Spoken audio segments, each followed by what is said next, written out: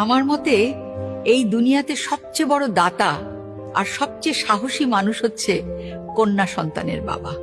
সারা জীবন মেয়েকে সবচেয়ে ভালোটা খেতে দেয়, সবচেয়ে ভালো জামাটা কিনে দেয়, তার সামর্থ্য থাক বা না থাক।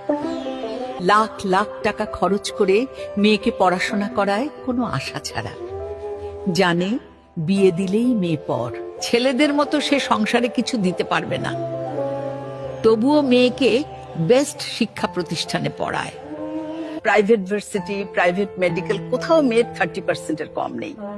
অথচ এই লাখ লাখ খরচের আউটপুট অলমোস্ট শূন্য আমাদের দেশে। কোনো মেয়েই তার বেতন বাবার হাতে তুলে দেয় না, দিতে পারে না, দিলেও বাবা তা নেন না। সমাজটাই এই রকম।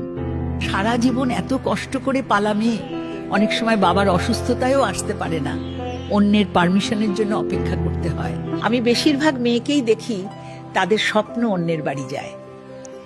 ঈদের দিন, পুজোর দিন, উৎসবের দিনে এই মেয়েদের কষ্টের স্ট্যাটাস দেখতেও খুব খারাপ লাগে। তবুও কন্যাদান তো করতেই হয়, বুকে পাথর চেপে। যে মেয়েকে কোনোদিন একটা বকা দেয়নি, অন্যের বাড়িতে তার সাথে কেমন ব্যবহার করবে সেই শঙ্কা বুকে রেখে মেয়েটাকে বিদায় করা অসীম সাহসী মানুষ বাবা। আমি সত্যি জানি না এই সাহস বাবাদের কোথা থেকে আসে। আকাশ সমান উদারতা না থাকলে কি এই ত্যাগ সম্ভব?